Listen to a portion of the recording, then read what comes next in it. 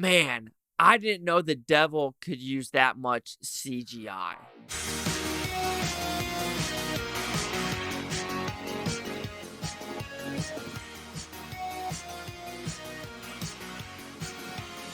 Chase Lee Hockey here with the Blue Futon reviewing The Pope's Exorcist with Russell Crowe. So what's this movie about? Pretty simple premise, actually. We're following a priest, Father Amor, if I'm not mistaken, in the late 80s, and he's in Spain because there's this weird cathedral house that a family in U.S. came over because they inherited it.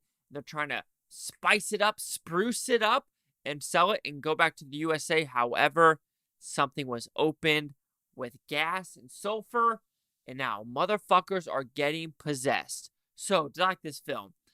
I thought it was an okay, pretty decent film that can be it's a very watchable film. 100% watchable. Russell Crowe is very much charismatic in this film.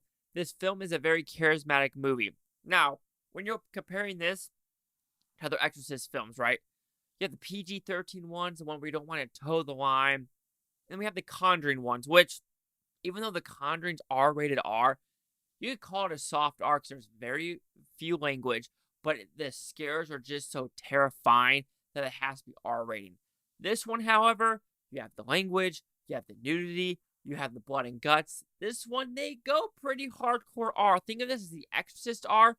They don't go hardcore with crosses and from the first Exorcist, but they'll go places in this movie. So when we talk about the positives, I do think the story is very interesting.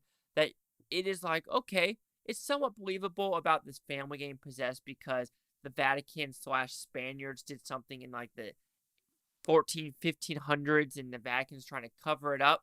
So you're like, okay, I see this kind of believable, and the atmosphere is really solid when you're looking at the underground tunnels of these dead people, these dead canals with skeletons around. You're like, this is very interesting. I like the lore. Keep it coming. Like I said, the acting is really good with Russell Crowe and everyone else involved.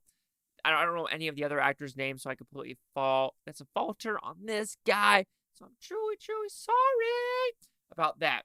And like I said, this is a very atmospheric movie that I completely enjoyed. The makeup on the kid, very solid. I mean, you're like, yeah, that's some damn good makeup. It's like Skeletor mixed with, child stuff. And you're just like, yeah, pretty solid gore, pretty solid makeup. I truly enjoyed what I saw. But when I think about this movie, this is The Conjuring, but with a lot more CGI.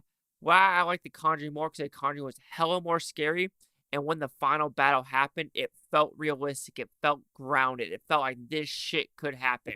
But with this one, it's based on a book and his real storytelling elements, you're just like, nah, fam, that is way too much CGI for me to believe it, and I'm just like, you're going way in the realms of Hollywood instead of realism, kind of what I'm expecting from a Conjuring style of movie. That's what the biggest fault is, the CGI of what you're expecting from this movie, because you're thinking, just like I said, it's a true event. This is based on a book. This is based on what he's experienced. But when you watch it, you're like, I could see him maybe experiencing the first hour of the movie. For the last 45 minutes, Hollywood said, we're knocking this shit out of the park and making it way more dramatized and unrealistic as it needed to be. And so with that, it did take you out of the movie, because I'm going to compare this to The Conjuring, because The Conjuring is also an exorcism movie. The Conjuring, Annabelle's, those are a lot more grounded, where you're like, there's not a lot of CGI, this is all practical effects. Holy fuck. Now, you could say the third Annabelle is a little less, realism, because you have the werewolf scene, but I kind of like werewolves, so you kind of get a pass for that.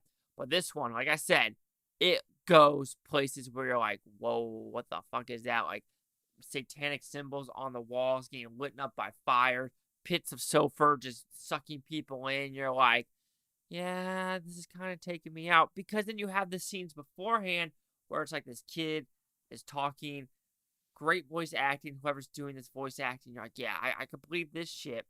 But yeah, it kind of takes you out of the game.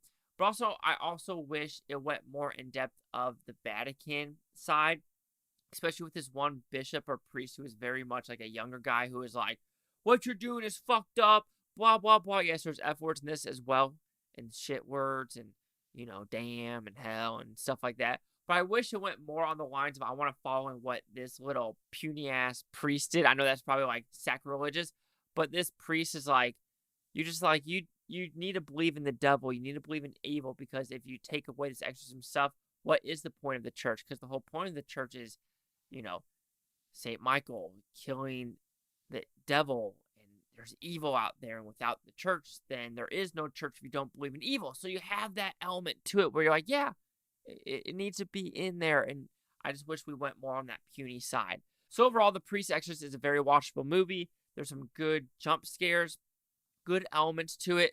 However, if it's based on a true story and they went this much CGI, it kind of takes the viewer out of the film. So The Pope's Exorcist will receive a 3 out of 5 Futons because that's 60%. Let's see the critics' news scores gave this one. So critics a 51% with 39 of them. This is fluctuating a lot. Audience score at 88% with fewer than 50. Here's critic consensus. Dominus Crowe. The Pope's Exorcist is a standard issue holy horror in most respects, but its star sanctified performance will be the answer to many viewers' prayers. Yeah, he does the Italian accent pretty well, and a lot of this movie's has subtitles, so I kind of enjoyed that, bringing the Latin, the Spanish from Spain, and the Italian in it. So there we have it. 51, 88, or 60. Chase Talk with the Blue Futon. Like, comment, subscribe. One of the things, Futon, hope you Blue Futons. Thank you for watching a great day. And I don't care if you're watching this today, tomorrow, a week from now, a month from now, or a year from now. I love every single one of you. Have you ever been exercised before? I can't say I have. Oh,